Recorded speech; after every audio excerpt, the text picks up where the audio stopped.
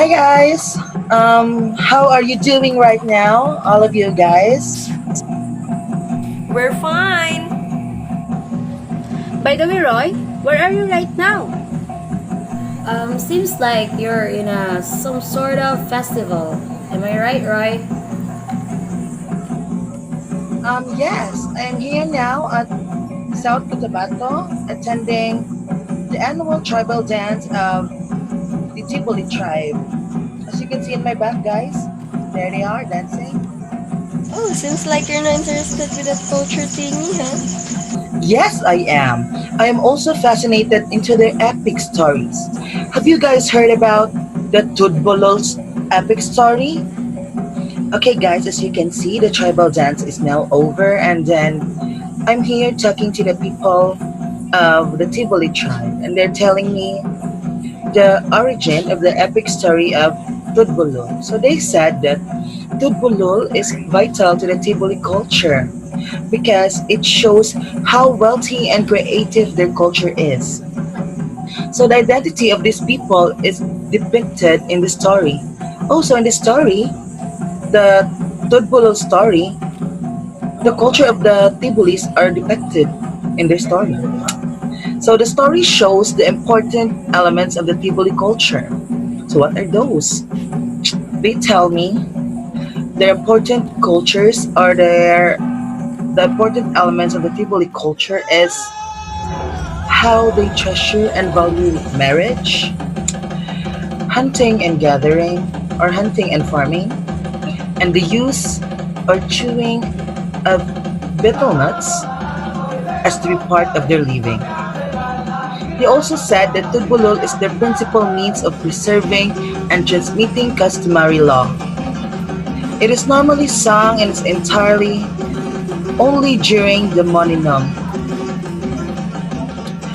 A Moninam, guys, is a grand ceremonial complex which may be completed only every 7 years. Oh my gosh, guys, imagine that only 7 years, once in 7 years.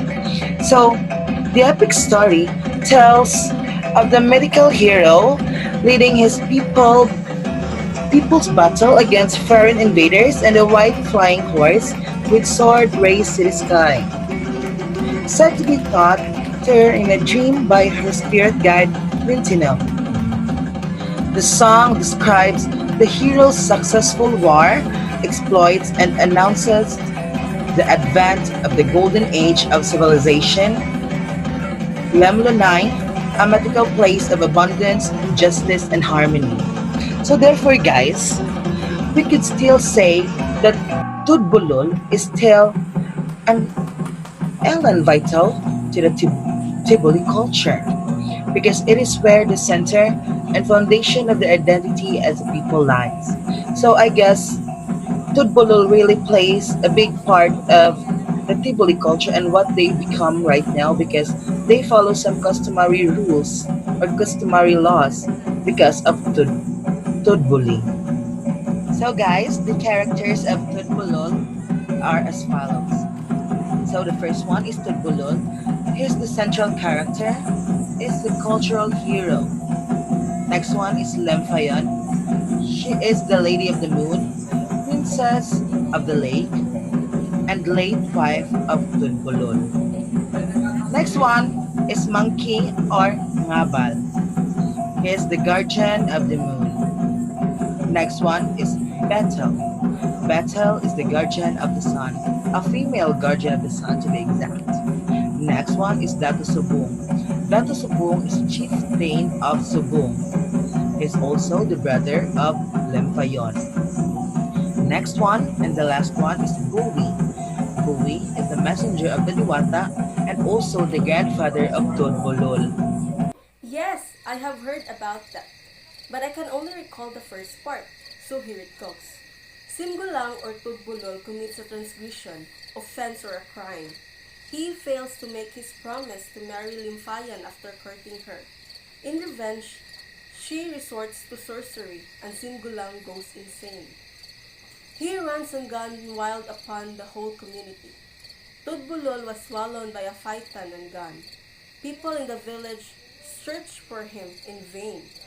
Lymphaeon finds out everything happened about Tudbulul, and she used her powers to cut the phaeton into 8 pieces. Lymphaeon saves Tudbulul and wanted to reveal everything she's done, but she fails to admit everything to Tudbulul. I have also remembered the first few parts. Remember that after that, Tudbulul goes to the wilderness and his madness was contagious because of what Lymphaeon did to him. But despite of that, Lymphaeon still tries to pursue Tudbulul to go with her to be healed. And then, as you remember, what happened next is that the monkey and Tudbulul had a dialogue, and after the dialogue, Tudbulul then wanders upstream. When Dato Subong, which I remember is the brother of Lymphaeon, knew that they had a dialogue, Dato Subong then tried the monkey because Dato Subong wanted to kill Tudbulul. Because of that happening, the people flee of fear. Me! I remembered the middle part of the story. So, Tudbulul continues to create havoc in the place. Dato Subong, the brother of Lymphaeon, tries to attack Tudbulul, but he fails. And then, he recounts the time when Tudbulul reneged his promise to marry Lymphaeon. And guess what happened next?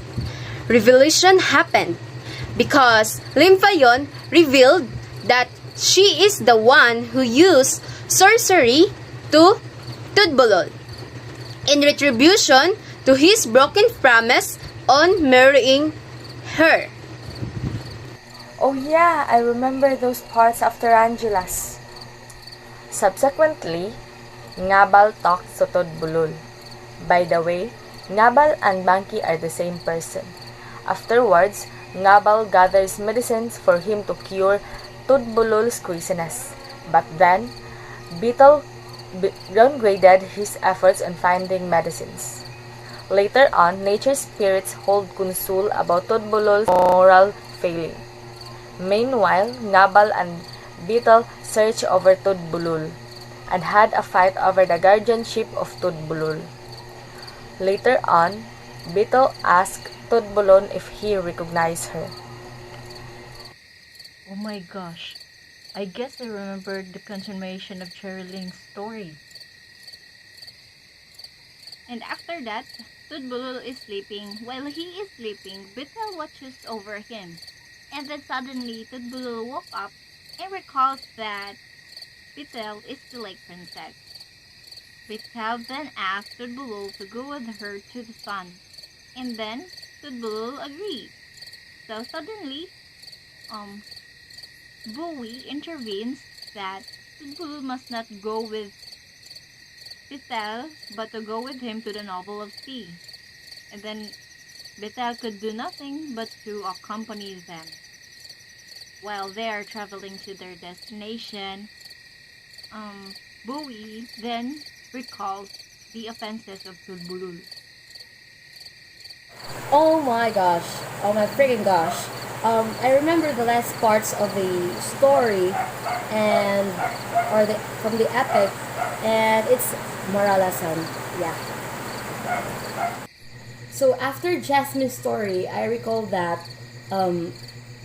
when Battle does the conjuring, he applied some herbs to the wounds of Tivoli. Yet the herbs that were applied were unfortunately failed. Yeah, it was failed. Then Bowie dares to name and identify Tivoli.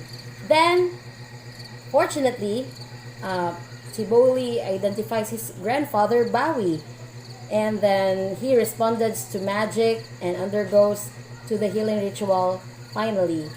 And then he was taken to the sun and moon, and both his knowledge and power were restored.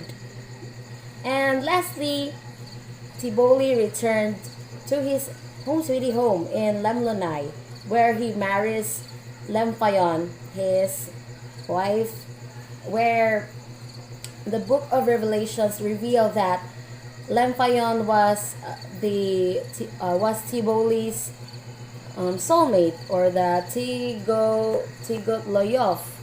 And in fact, they were born on the same day and at the same moment. Yeah, that's it. Okay, guys, my friends, thank you for being part of my vlog and for sharing all the knowledge that you have learned or all the knowledge that you have in your mind upon the story of Tudbulul. It really helps me deepen my knowledge and my love for the epic stories not only in the South Cotabato but also in the Philippines. So I guess I'll just see you in my next vlog and I'll see you when I go back there in Manila. So that will be all and I guess I'll see you then. Bye guys.